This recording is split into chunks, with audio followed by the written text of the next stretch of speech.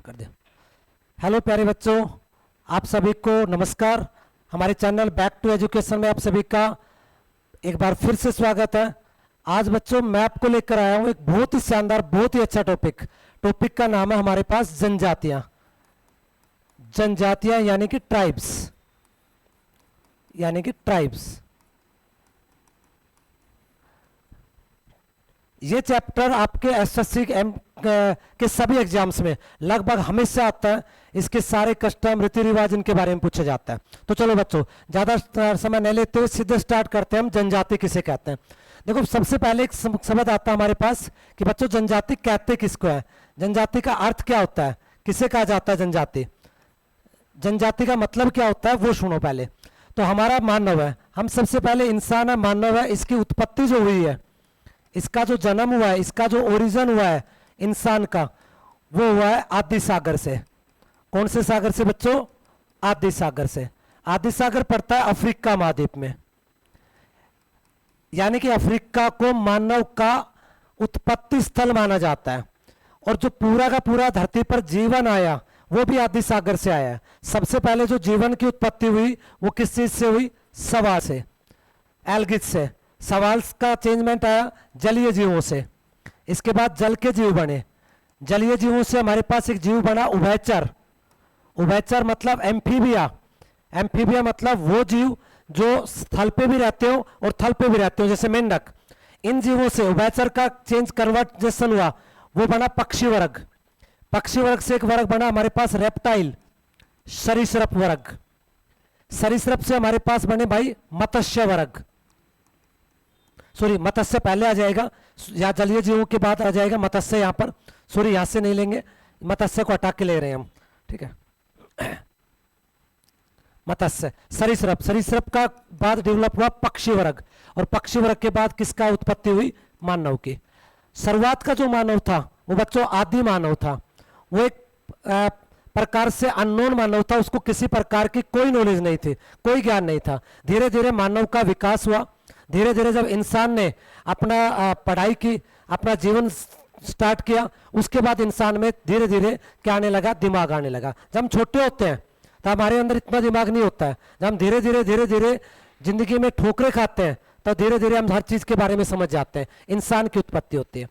इंसान को हम एक प्रजाति में लेके चलते हैं। किस में लेके चलते हैं? प्रजाति। हम सब, पूरा इंसान, पूरा मानव ग्रुप प्रजातियों में बटा हुआ है।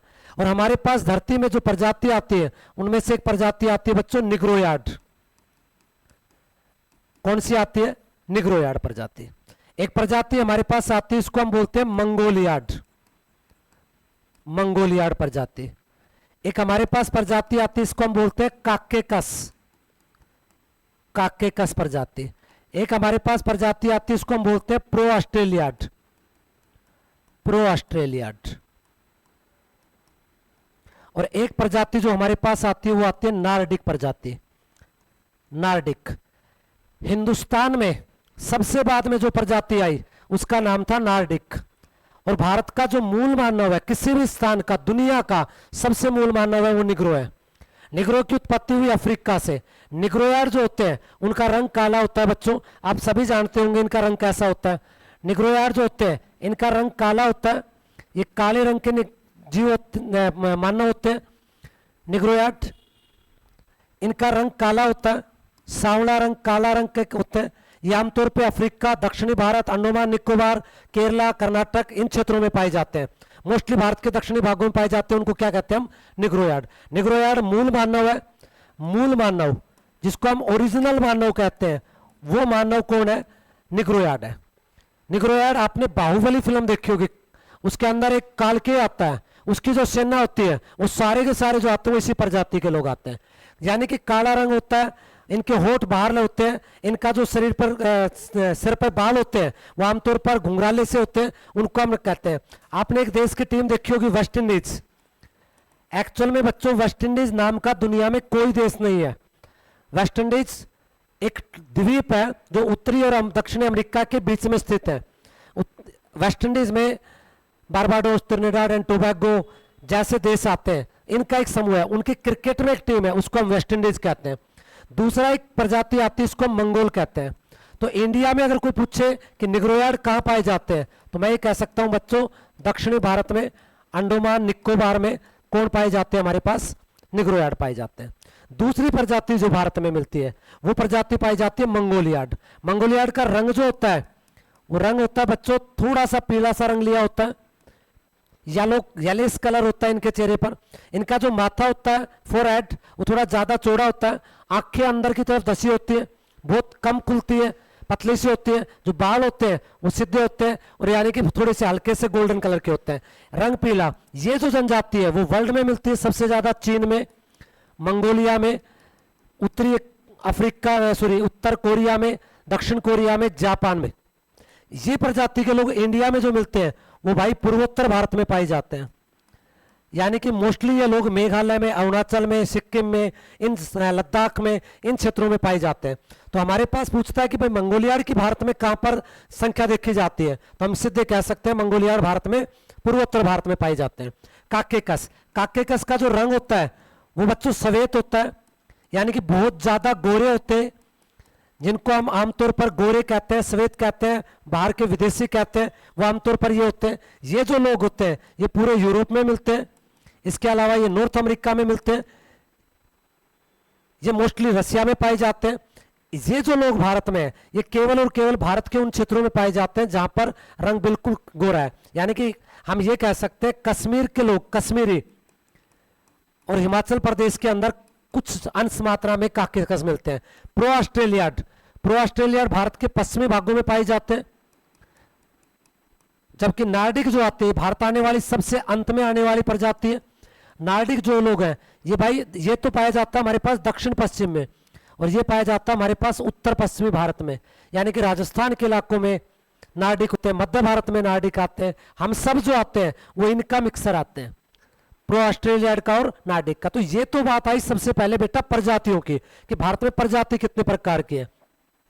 इसके बाद जो आगे चलता हूं, अब मैं सबसे पहले चीज बताता हूं जो जनजाति किसे कहते हैं, जनजाति या ट्राइब्स किसे कहते हैं। भारत की सरकार इनको आदिवासी भी कहती है, आदिवासी। और अब हम इनको अपने सारी पॉलिटी में हम इनको एसटी या शेड्यूल्ड ट्राइब्स कहते हैं। इनको अंग्रेज लोग वनवासी के नाम से भी जानते हैं। वनवासी, जंगल का आदमी, जंगल के व्यक्ति जो होते हैं उनको हम जनजाति कहते हैं। तो पहला क्वेश्चन ये आता है कि जनजाति होते कौन है, क्या हमसे अलग है, क्या उनका चेहरा हमसे अलग है, क्या उनका बोलना हमसे अलग है। जी हाँ, उनके हमारे से चेहरे वगैरह से नहीं आती है।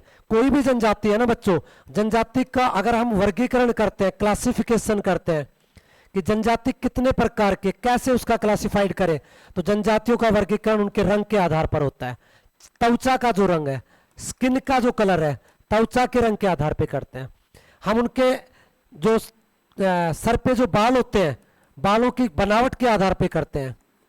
बालों की बनावट कैसी है, काले रंग के बाल आते हैं, येलो कलर के आते हैं, गोल्डन कलर के आते हैं, घुंघराले आते हैं। आपने वेस्ट इंडीज के लोगों के देखे होंगे, उनके जैसे भी होते हैं, कई क्रिकेट की टीमों में आते हैं। इनकी बनावट जो आती है वो भाई होठों के आधार पर आती है।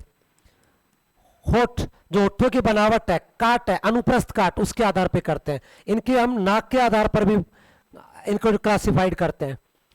इनको हम आंखों के आधार पर भी क्लासिफाइड करते हैं, यानी कि आंख, नाक और होठों के आधार पर भी इनका वर्गीकरण, इनका क्लासिफिकेशन किया जाता है। एक ध्यान रखने लायक बात है बेटा, कानों के आधार पर हम किसी का भी क्लासिफिकेशन नहीं करते हैं, हम केवल इनके आधार पर करते हैं। त्वचा के आधार पर, बालों के आधार पर, आंखों के आधार पर, नाक के आधार पर और होठों के आधार पर किसी भी जनजाति का क्लासिफिकेशन किया जाता है।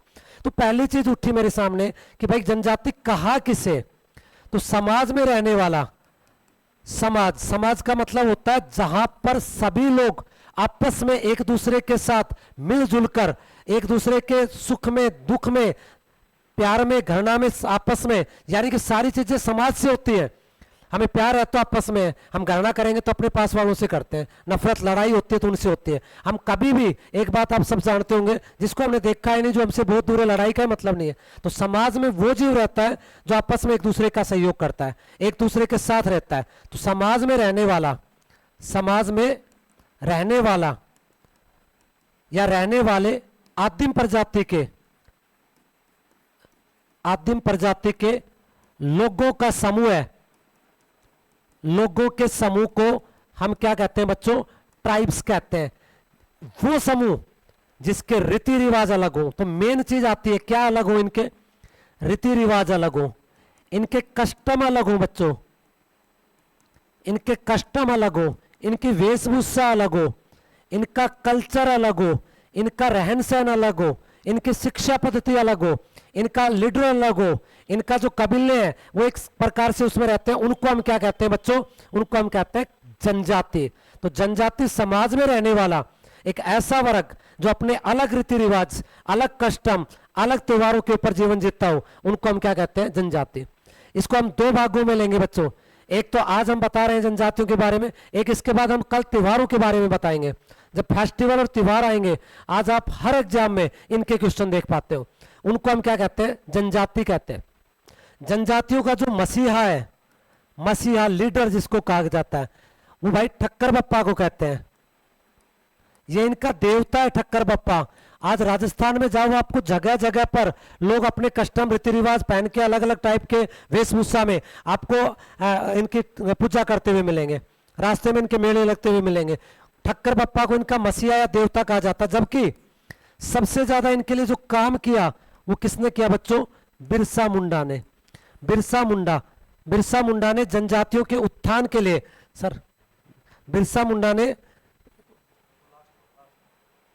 जनजातियों के उत्थान के लिए काम किया।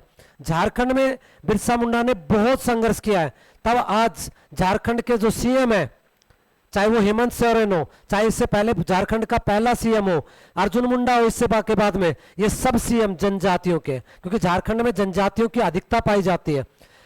तो ये इनको हम क्या कहते हैं? बिरसा मुंडा। बिरसा मुंडा को इनका क्या माना जाता है? सबसे अच्छा लीडर माना जाता है। जबकि ठक्कर बप्पा को इनका क्या कहते हैं बच्चों? मसीहा कहते हैं। हम अगले उस पर चलते हैं।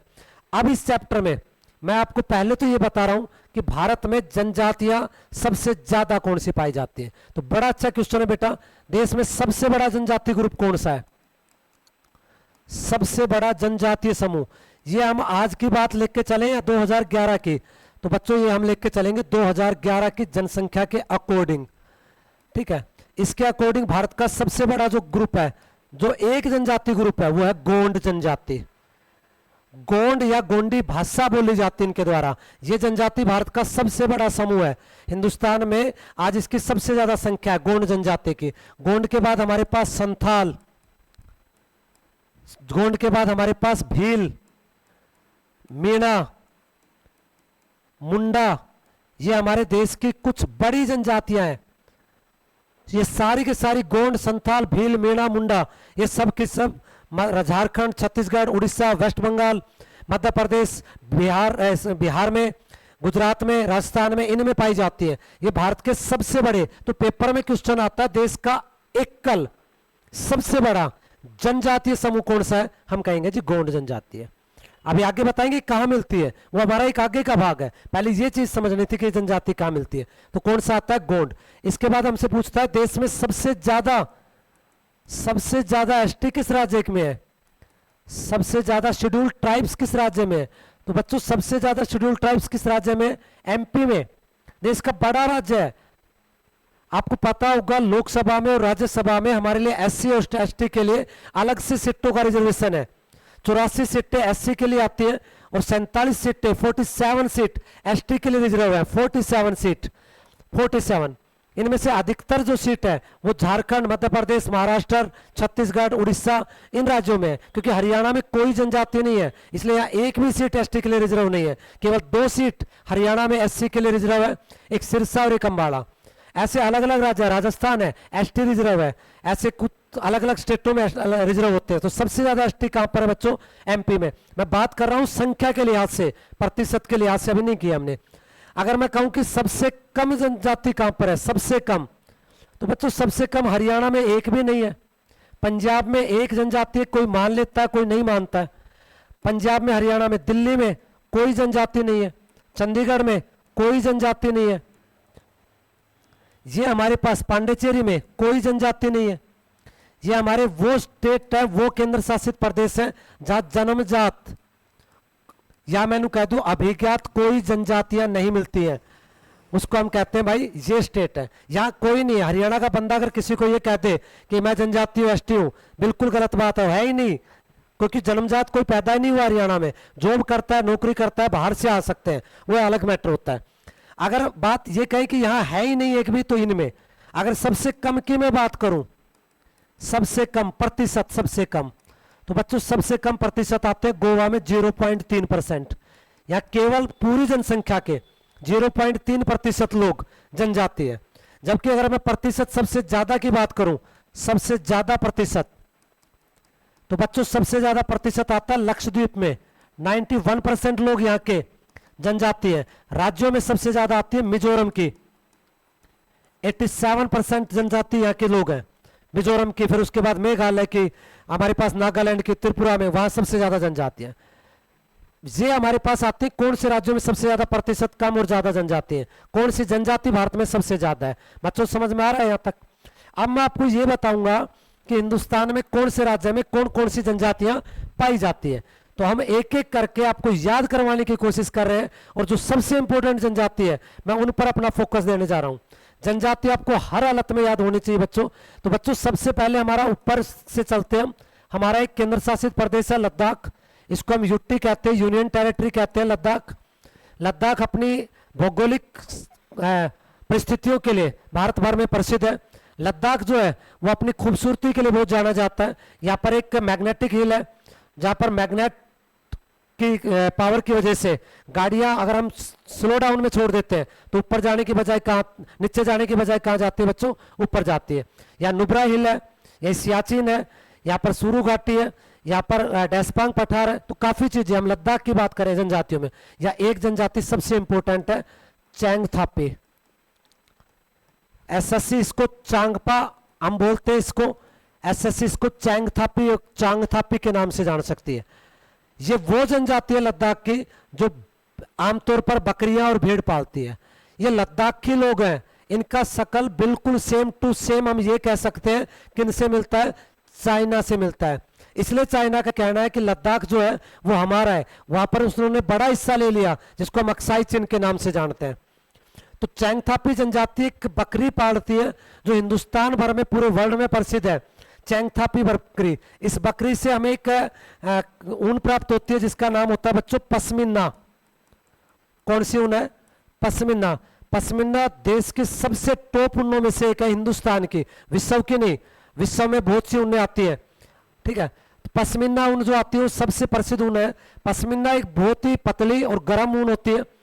एक पश्मीना शाल को बनाने में एक वर्कर को लगभग 250 घंटे तक का टाइम लग जाता है, इसलिए इनकी कीमतें बहुत ज्यादा होती है। पश्मीना, ये कौन सी बकरी पालते? पश्मीना पालते आमतौर पर। भाई लद्दाख एक केंद्र शासित प्रदेश बना 31 अक्टूबर 2019 को विधिवत रूप से बना और तब से चला रहा है। तो ये था लद्दाख। लद्दाख के बाद हमारे पास आते हैं जम्मू एंड कश्मीर। जम्मू कश्मीर की सबसे इंपॉर्टेंट जनजाति आती है बच्चों बकरवाल। कौन सी आती है? बकरवाल। इसके अलावा एक जनजाति आती है, इसको हम कहते हैं मुस्लिम गुज्जर। मुस्लिम गुज्जर ये जनजाति कहां की आती है? जम्मू एंड कश्मीर की। बकरवाल और मुस्लिम गुज्जर प्रसिद्ध जनजाति है कहां की? जम्मू एंड कश्मीर की। जम्मू कश्मीर के बाद हम अगले स्टेट पर चलते हैं, राजस्थान। बड़ा इंपॉर्टेंट जोड़ा आता है राजस्थान का, मीणा। बहुत ज्यादा पढ़ी लिखी जनजाति हो गई राजस्थान में मीणा। मैं आज ये कहता हूं कि मीणा जो जनजाति है, इन्होंने एजुकेशन का सहारा लिया और बहुत जल्दी अप आ गए। अभी किसी भी रिजर्वेशन का अगर मैं सबसे अच्छा फायदा किसी को बताता हूं जिन्होंने लेना सीखा, वो लिया भाई मीणा ने। आज आप राजस्थान के किसी भी बैंक में जाते हो, मैनेजर मिलेगा मीणा। राजस्थान के किसी रेलवे स्टेशन पर जाते हो, वहां का जो प्रबंधक मिलेगा, स्टेशन मास्टर, वो मीणा। आपको आईपीएस आईएएस बड़े बड़ी पोस्टों पर मीणा मिलेंगे। क्यों मिलेंगे? क्योंकि पढ़ना सीखा इन्होंने। जयपुर, जोधपुर, अजमेर से एजुकेशन के टच हुए। लेकिन झारखंड की जनजातियां आज भी बहुत ज्यादा पढ़ी लिखी नहीं है। जो जनजातियां नजदीक आई दिल्ली के, उत्तर भारत के, वो ज्यादा पढ़ी हुई है। तो भाई मीणा। मीणा के अलावा यहाँ पर आते हैं भील, जो राजस्थान के दक्षिणी राजस्थान में पाए जाते हैं। एक जनजाति आती है सहरिया, जो आमतौर पर पत्थरों से संगीत बजा देते हैं। अगले चैप्टर में इनके बारे में बहुत अच्छे ढंग से बताना हूं। एक जनजाति आती है गरसिया, राजस्थान की जनजाति है बच्चों। सैरिया गरसिया, इसके अलावा आते हैं बंजारा राजस्थान में, ये राजस्थान की कुछ प्रसिद्ध जनजाति है बच्चों। इसके अलावा एक जनजाति आजकल इसको दर्जा देना चाह रहे हैं, कालबेलिया। वैसे राजस्थान का एक नृत्य भी आता है कालबेलिया, ठीक है। ये घुमंतु जनजाति आती है राजस्थान की। मीणा, भील, सैरिया, गरसिया, बंजारा और कालबेलिया काकी जनजाति हुई बच्चों राजस्थान की। वेरी इंपॉर्टेंट जोड़ा है राजस्थान का। मैं आपको टॉप टॉप के सबसे इंपॉर्टेंट जनजातियों के जोड़े बता रहा हूं। केरल एक ऐसा जनजाति का जोड़ा जो लगभग पेपरों में आपको समझ में आता है, लगभग पेपरों में पूछा जाता है कि बच्चों जनजाति केरल में कौन कौन सी है। मैं आपको जो जोड़ा बता रहा हूं इसका बहुत इंपॉर्टेंट है, बहुत इंपॉर्टेंट है बच्चों। केरल में बच्चों इरुला, कादर, पनियान, मोपला,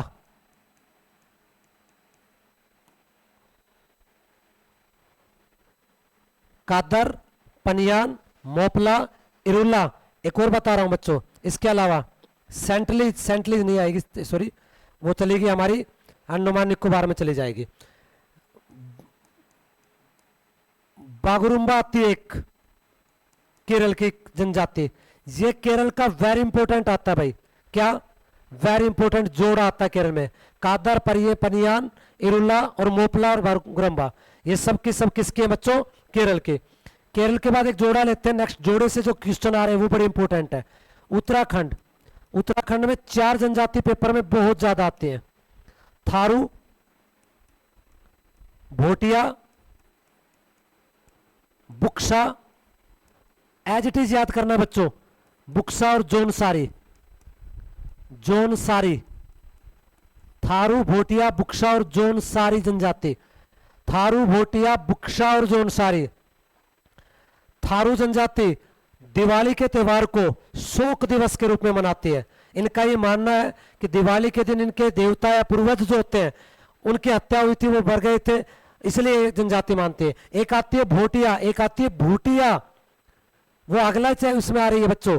भूटिया जनजाति हमारे पास किस राज्य में आएगी? सिक्किम में। बाइचिंग भूटिया भारत का एक प्रसिद्ध फुटबॉल का खिलाड़ी रहा है। भूटिया और लेपचा वेरी इंपॉर्टेंट जनजाति है। भूटिया और लेपचा कहां की जनजाति है? सिक्किम की। भूटिया और लेपचा। अगर बच्चों इसमें थोड़ा सा चेंज आ जाए, लेपचा के साथ टोटोर लगा दूं मैं, लेपचा टोटो, तो यह जनजाति कहां चली जाएगी? वेस्ट बंगाल में। लेपचा टोटो कहां की जनजाति हो गई? पश्चिम बंगाल की, वेस्ट बंगाल। मैं आपको वो जनजाति करा रहा हूं जो आपको सबसे पहले याद करनी है, सबसे ज्यादा इंपॉर्टेंट है उनके बारे में। लेपचा टोटो, वेस्ट बंगाल। इसके बाद हमारे पास एक राज्य आता है बच्चों झारखंड, बहुत ज्यादा इंपॉर्टेंट जोड़ आता है झारखंड से। मुंडा, संथाल, हो, बिरहोर, गोंड,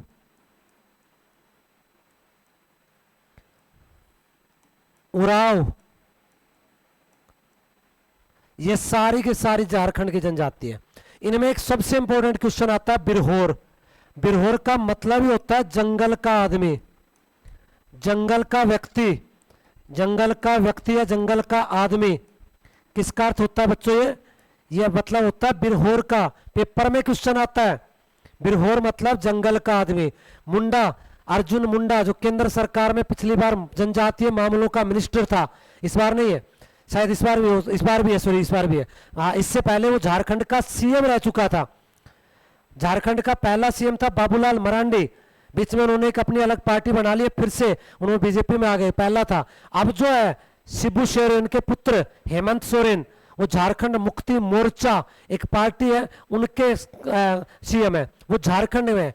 और वो सब के सब जंगलों को के व्यक्तियों को ज्यादा प्रेफरेंस दे रहे हैं ताकि अगले वोटों में उनको भाई वोट मिल सके। तो झारखंड में कौन सी जनजाति है? मुंडा, संथाल, हो और बिरहोर, गोंड और उराव। इसके अलावा भाई मध्य प्रदेश, एमपी में आते हैं बच्चों भील, भील के अलावा आते हैं गोंड, सबसे ज्यादा गोंड मध्य प्रदेश में है। संथाल यहां पर भी आएंगे, उराव यहां पर भी आएंगे, ये मध्य प्रदेश की जनजाति है बच्चों, एमपी में मिलने वाली जनजाति है। थोड़ी कम पूछते हैं, ये झारखंड ज्यादा, सिक्किम बहुत ज्यादा, वेरी इंपॉर्टेंट है सिक्किम। सिक्किम के बाद हम चलते हैं भाई इधर की तरफ, हमारे नेक्स्ट स्टेट की तरफ चलते हैं।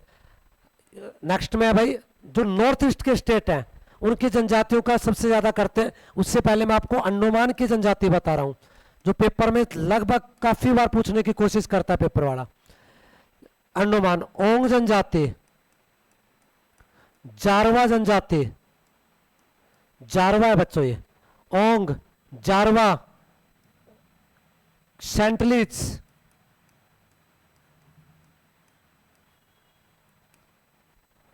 सेम्पन, और भाई निकोबार में एक आती है निकोबारी। ये चारों तो अंडमान की आती है, नीचे वाली जो आती है किसकी आती है, निकोबार की आती है। इनमें से जो ओंग जनजाति है वो हिंदुस्तान की सबसे ज्यादा विलुप्त प्राय होने वाली, जो बिल्कुल सिग्नल पे है, यानी कि ये कहने वाला हूं कि भाई अगर इस जनजाति को सरकार ने टाइम रहते बचाया नहीं, इनके लिए कुछ कार्य नहीं किए, तो ये जनजाति जल्दी ही विलुप्त हो जाएगी। इनके कोई लोग नहीं बचेंगे, सिर्फ 10-11 लोग बचे हैं इनके। ये सबसे मतलब कि छोटी जनजाति है। क्वेश्चन आ जाता है ओंग जनजाति किस द्वीप पर पाई जाती है, तो लिटिल अंडमान पर। लिटिल अंडमान मेनली किसके लिए प्रसिद्ध है भाई, ओंग जनजाति के लिए प्रसिद्ध होता है। ये अंडमान निकोबार की जनजातियां थी हमारे पास। हमारे पास पानी में एक द्वीप आता है लक्षद्वीप। लक्षद्वीप 1973 में इसका नाम लक्षद्वीप पड़ा था। अमीन द्वीप, लक्का द्वीप, मिन्निकॉय द्वीप, इनको मिलाकर इसका नाम लक्षद्वीप पड़ा। अरब सागर की रानी अरब सागर का एक अरब सागर की रानी हम कोचीन को कह देते हैं। अरब सागर का एक परवाल निर्मित द्वीप आता है लक्षद्वीप। लक्षद्वीप का एक सबसे अच्छा इंपॉर्टेंट द्वीप आने लगा है आजकल, सुहेली द्वीप। एंड्रोथ इसका सबसे बड़ा द्वीप आता है। लक्षद्वीप 1973 में नाम पड़ा था। यहां पर एक जनजाति आती है भाई सिर्फ वासी। वासी कहां के, लक्षद्वीप के जनजाति है, लक्षद्वीप में पाई जाने वाली जनजाति है। अच्छा, इसके बाद बच्चों मैं सबसे ज्यादा आपको बता रहा हूं वो देखना, तमिलनाडु, बड़ी इंपॉर्टेंट जनजाति है तमिलनाडु की। तमिलनाडु में एक जनजाति आती है टोडा। टोडा जनजाति आती है नीलगिरी की पहाड़ियों पर। नीलगिरी पहाड़ियों पर मिलने वाली टोडा या टोडाज, कई बार पेपर में क्या करता है इसको टोडा बना देता, TODA, टोडा, क्योंकि इंग्लिश में पढ़ने में फर्क हो जाता है। कहां पाई जाती है, नीलगिरी की पहाड़ियों पर, टोडा या टोडाज। टोडा के अलावा एक आती है यहां पर बगड़ा, ये जनजाति भी तमिलनाडु में आती है, ट्राइब से जनजाति। लेकिन टोडा जनजाति फेमस है, भैंस पालने वाली जनजाति है। इनकी जो भैंस पालक जो घर होते हैं, जहां भैंसों को, पशुओं को रखते हैं, वहां पर पुरुषों को ही जाने की अनुमति होती है, महिलाओं को काम नहीं करना पड़ता है। गोबरबारी से सारी छुट्टी भाई उनकी। इसी जनजाति में जो महिलाएं आती है वो कभी भी अपने पशु घरों में नहीं जाती है, तमिलनाडु की। तमिलनाडु के बाद हम आगे चलते हैं बच्चों नेक्स्ट में। अब मैं आपको नॉर्थ ईस्ट की जनजातियां बता रहा हूं जो बड़ी इंपॉर्टेंट आती है, पेपर में आती है। एक राज्य आता है हमारे पास मेघालय। मेघालय में हमारे पास जनजाति आती है 3, और 3 ही यहाँ के क्या है, गारो, खासी और जयंतियां। गारो, खासी, जयंतियां मेघालय में मिलने वाली है। इसके अलावा ये असम में मिलती है, इसके अलावा ये मिजोरम में मिलती है, लेकिन मेघालय में ज्यादा। ये 3 पहाड़ियों के नाम भी है। पश्चिम से चले तो गारो, बीच में खासी, पूर्व में जयंतियां। खासी पहाड़ी के ऊपर मासिनराम शहर स्थित है।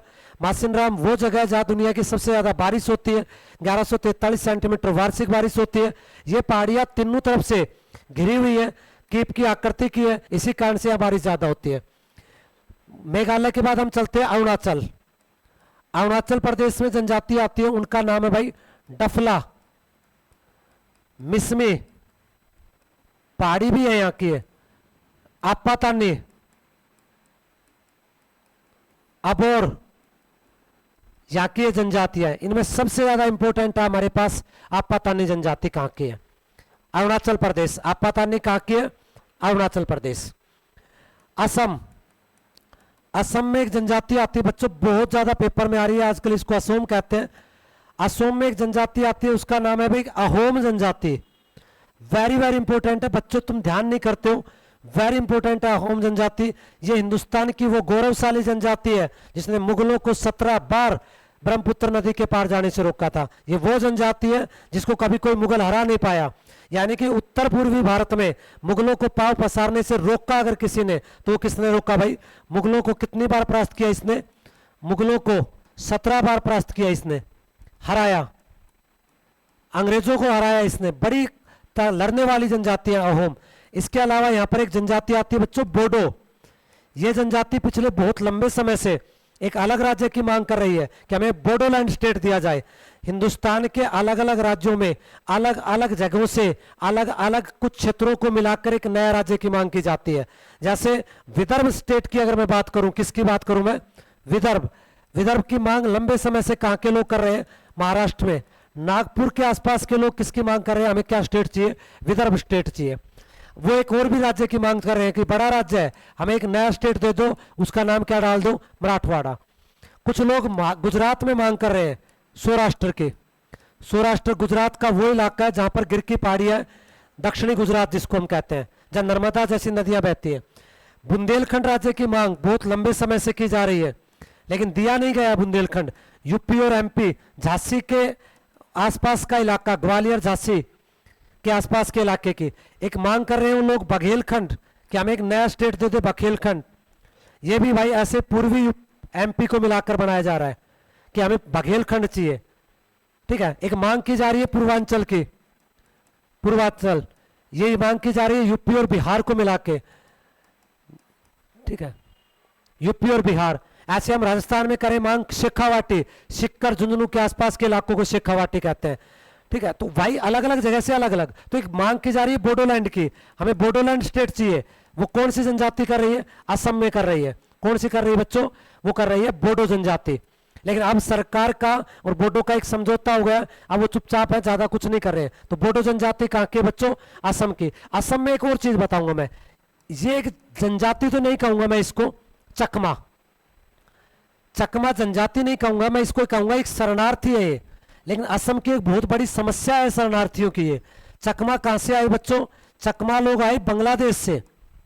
चकमा लोग कहां से आए? बांग्लादेश से। जब 1971 में बांग्लादेश अलग हुआ और पूर्वी पाकिस्तान कहलाता था, पश्चिमी पाकिस्तान इसमें अपना अत्याचार करता था, तब हमारे देश की प्रधानमंत्री इंदिरा गांधी ने वहां पर अपनी सेना भेजकर इसको आजाद कराया था, और उसके बाद से बांग्लादेश बना। तो बांग्लादेश के चकमा लोग असम में आ गए। आज ये भारत की एक समस्या भी है असम के साथ, चकमा। तो चकमा कहां पर है? असम में। अगर समस्या जब शरणार्थियों की बात कर रहे हैं हम कि शरणार्थी कौन है, तो मैं एक बात और भी कहूंगा बच्चों, एक रोहिंग्या हम बहुत ज्यादा सुनते हैं पेपर में। रोहिंग्या, रोहिंग्या कहां के शरणार्थी है? मुस्लिम शरणार्थी है।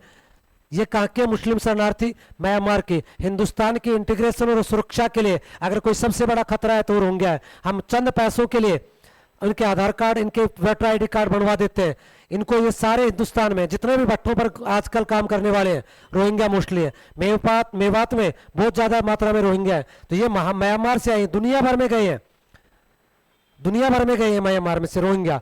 ये काफी ज्यादा बड़ी प्रॉब्लम आ रही है एक भारत के साथ। एक वर्ड, जब मैं इतनी बात कर रहा हूं तो एक वर्ड और भी बताता हूं बच्चों। एक वर्ड आता है मुजाहिर। मुजाहिर किसे कहा जाता है?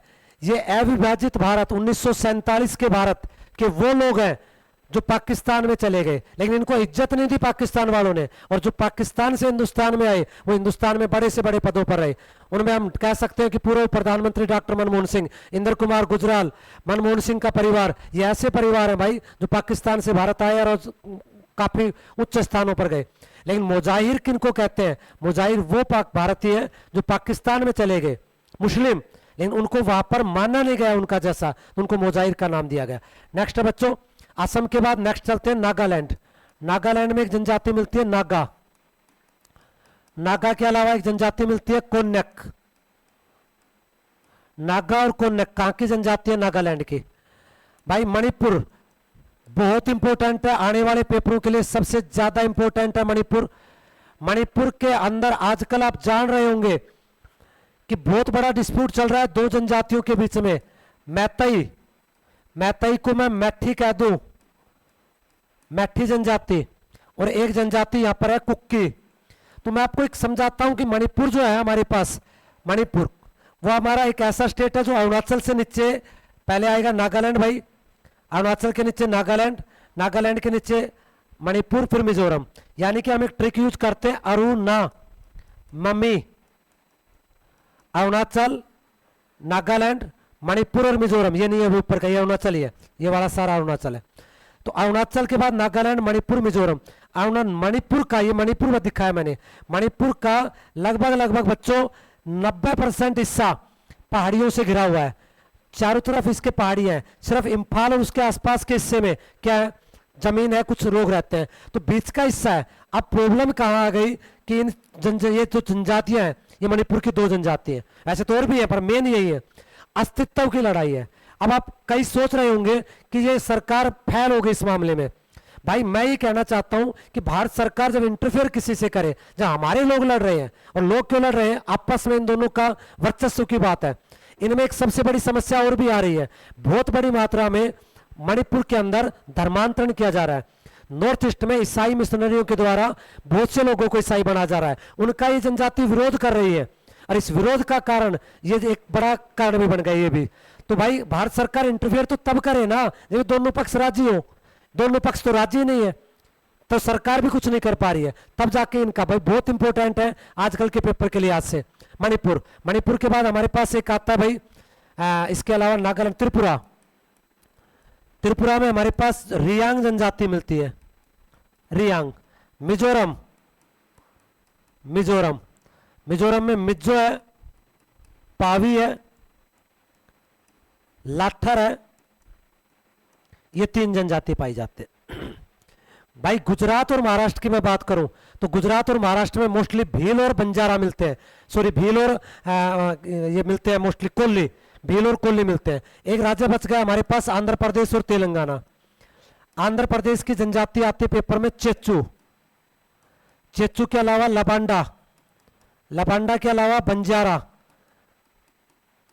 उड़ीसा, उड़ीसा में आते हैं बच्चों रियांग, उड़ीसा में आती है, इसके अलावा सॉरी क्या नाम उसका, संथाल। उड़ीसा में आती है उराव, ये जनजाति कहाँ आती है, उड़ीसा में आती है हमारे पास। छत्तीसगढ़ में वही मिक्सर जो मध्य प्रदेश का है उनका आता है। तो भाई ये थी हमारे पास राज्यों की जनजातियां। मैं इनके कुछ और क्वेश्चंस आपको एक बार और बताता हूं अगले इसमें। एक इसी में है, इनके कुछ कस्टम होते हैं, इनके कुछ रीति रिवाज है, इनके कुछ पेपर में क्वेश्चन आते हैं। जैसे एक क्वेश्चन, सरहुल क्या है? तो जो झारखंड की आदिवासी जनजातियां हैं, आदिवासी जनजातियों का एक बहुत बड़ा त्योहार है। आदिवासी कौन सी आदिवासियों का? मुंडा का, बिरहोर का, हो जनजाति का। इन जनजातियों का एक बहुत बड़ा त्योहार है भाई, ये एक फेस्टिवल है, एक नृत्य भी है सरहुल। सरहुल को धरती का विवाह कहते हैं, धरती का विवाह के नाम से भी जानते हैं। सरहुल को साल के पेड़ों पर, साल जो होता है भाई, साल कह दो चाहे साल कह दो, साल के पेड़ों पर फूल खिलने का, फूल खिलने का त्योहार भी कहते हैं। किसको भाई? सरहुल को। सरहुल का जो त्योहार है, ये जो समझ लो कि नागा इनमें सॉरी झारखंड का एक सबसे बड़ा त्योहार आता है सरहुल। सरहुल में जनजातियां आमतौर पर अपना वर्षा इंद्र देवता के लिए सारी प्रोसेस करते हैं, उसको सरहुल नृत्य कहते हैं। भाई ये इनका सबसे प्रसिद्ध नृत्यों में से एक आता है। राजस्थान में क्वेश्चन आता है, कौन सी जनजाति नाच गाकर अपना गुजारा करती है? गरसिया, सहरिया, ये 2 जनजाति ऐसे राजस्थान में भाई जो आमतौर पर गाना बजाकर, गाना गाकर, नाच करके अपना जीवन यापन करते हैं। राजस्थान के अंदर काफी ज्यादा मात्रा में आपको संगीत बजाते हुए मिल जाएंगे। सोशल मीडिया हो सकता है काफी ज्यादा फेमस भी हो जाते हो आजकल जनजातियों में। भाई जनजातियों में क्वेश्चन आता है, युवा गृह किसे कहते हैं? युवा गृह, जैसे आपकी शैक्षणिक संस्था, कोचिंग और स्कूल होता है, जो युवा लड़के लड़कियां होते हैं, युवा लड़के होते हैं और जो युवा लड़कियां होती हैं, सॉरी लड़के और लड़कियां, युवा लड़के और लड़कियां जहां अपनी शिक्षा पूरी करते हैं, क्या लेते हैं यहां पर? अपनी शिक्षा ग्रहण करते हैं, शिक्षा ग्रहण करते हैं, उसको हम क्या कहते हैं भाई? युवा गृह कहते हैं। मुअप्पन, केरल में जो कादर जनजाति है उसमें जो ग्रुप होता है, ग्रुप लीडर, उस ग्रुप लीडर को क्या कहते हैं भाई? मुअप्पन कहते हैं। ग्रुप के नेता को मुअप्पन कहते हैं। मैंने बताया ना, एक जनजाति हमारे देश में थारू, थारू उत्तराखंड की दीपावली के दिन को किस रूप में मनाती है बच्चों? दीपावली के दिन को शोक के रूप में मनाती है, शोक दिवस के रूप में मनाती है। बहुत ज्यादा इंपॉर्टेंट जनजातियों में से आती है। कौन सी जनजाति? अब मैं आपको ये बताता हूं कुछ जनजातियां, जैसे आपातानी, आपातानी, ऐसे भाई टोडा, ये जनजाति पहाड़ों पर खेती करती है, पहाड़ी खेती के लिए जानी जाती है। ये दोनों जनजातियां पशुपालक भी हैं, अपने अपने कंडीशन के अनुसार पशुओं को पालने का काम भी करती है। एक तमिलनाडु में, एक अरुणाचल प्रदेश में, पहाड़ों पर खेती के लिए जानी जाती है जनजातियां। नागा जो जनजाति है, नागा, नागा जनजाति के अंदर जो लड़के होते हैं उनका विवाह होता है, विवाह से पूर्व पहले जो यंग लड़के होते हैं उनको भाई घरवाली लेने के लिए उनको अपना एक शौर्य प्रदर्शन करना पड़ता है। नरमुंडों की माला पहनकर, नर कंकाल की माला, नरमुंड होते हैं, नरमुंडों की माला पहनकर, और उनको क्या करना पड़ता है? शौर्य प्रदर्शन करना पड़ता है। तब जाके भाई क्या मिलते हैं? लड़की मिलती है, विवाह होता है, अदरवाइज मुश्किल है, लिंगानुपात उनका भी कम है।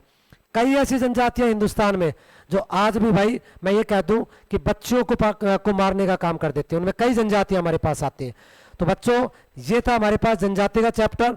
अगले चैप्टर में एक नए जोश, नए उत्साह, नए उमंग के साथ मिलते हैं। चैप्टर का नाम रहेगा त्योहार, फेस्टिवल, जो आजकल के पेपरों में सबसे ज्यादा आता है। इसी के साथ जय हिंद, जय भारत, धन्यवाद।